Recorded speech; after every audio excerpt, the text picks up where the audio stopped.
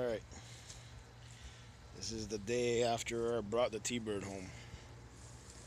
It's a 1988 Thunderbird Turbo Coupe. It was originally a 2.3 turbo 5-speed. Same owner owned it since 1991.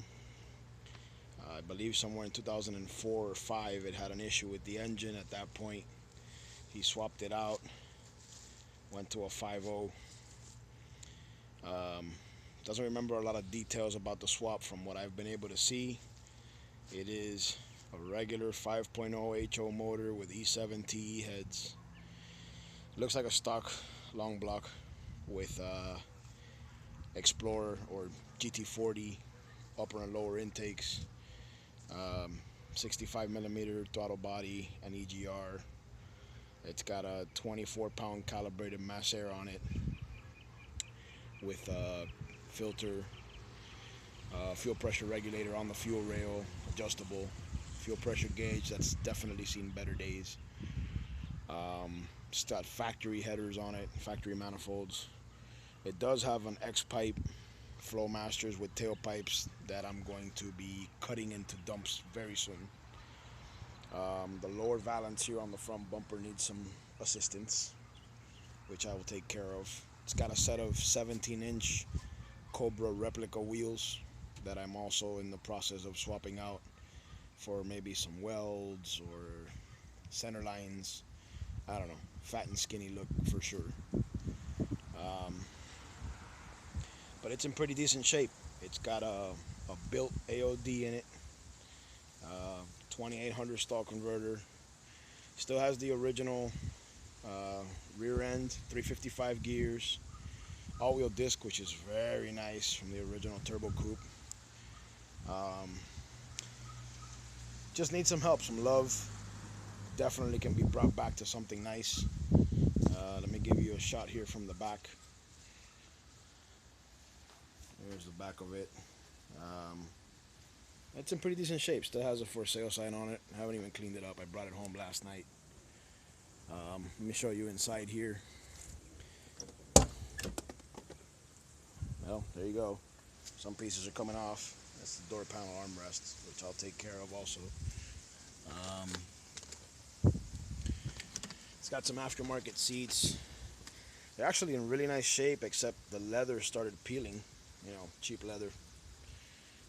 There it is. You see a B&M ratchet shifter in the console there. Missing some of the coverings around the steering column.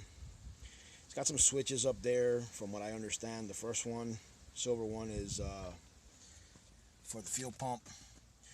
The next one is for the fog lights. The next three weren't being used for anything yet. And the last one over here turns on the AC compressor.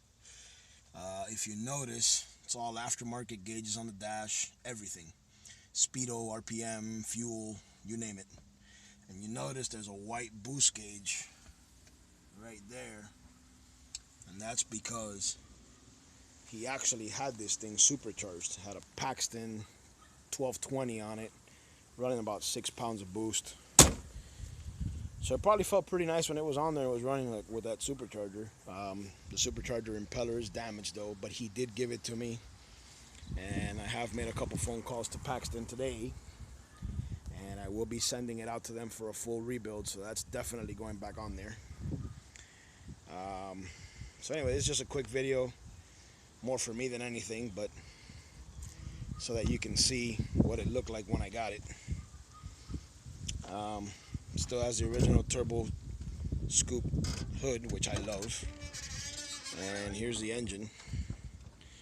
As you can see, 5.0, stock 5.0 pretty much. It does have 24-pound injectors, mass air sensor for 24-pounders. Here, I'll give you a little shot there.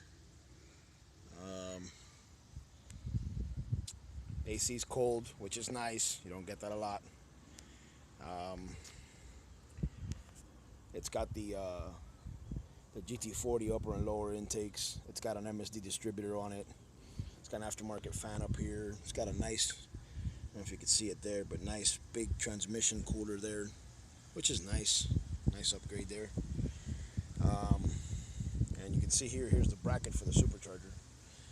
Everything that goes for the supercharger is sitting in a box in the trunk, so it's definitely going back on there. The tensioner, the reservoir, the pump, everything is there. It's been sitting for a while. It's more than obvious. I'm gonna start with a good cleaning of everything so I can see where I'm at when all that's done. I will be removing all the EGR stuff and the smog pump and just trying to make it easier to work on. You see the brake reservoir there, looks pretty crappy. I'm going to clean it up, see what it looks like when I'm done. If it still looks like that when I'm done, then I'm going to go ahead and replace the cap and the spring holder. And, it's got some vacuum hoses that are dry rotted and in need of help. This wiring here, I don't know who did this. I mean, it works, the car's been running, but I just can't deal with it. So I already bought the relays. I bought 2 rolls of wire and some crimp clamps and some wire loom, and I'll be cleaning all that up. That's about all I can tell you right now. Oh, see, it has some Ford Racing wires on it and whatnot, but there you go. See, stock manifolds, pretty ugly looking. I actually sourced some old school Mac shorties on Craigslist, and I also sourced, which are the ones that I would like to get and put on this thing, some equal length BBK shorties, which I think are the ones I'm gonna get. Not exactly sure which route I'm going yet. I would love to just put a cam in it, some roller rockers, possibly some heads if I find something for a decent price. But I have seen a couple motors and stuff where I may just buy a motor. Got somebody that's selling a 306 with some Windsor Junior heads on it, E-cam, roller rockers already on it for about $700. Might just be an easier route to just take this out, put the other one in.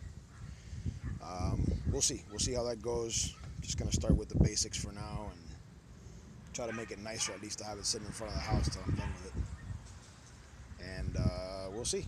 I'll keep updating as I go. One more picture here. Let me back out so you can see the whole car. There it is.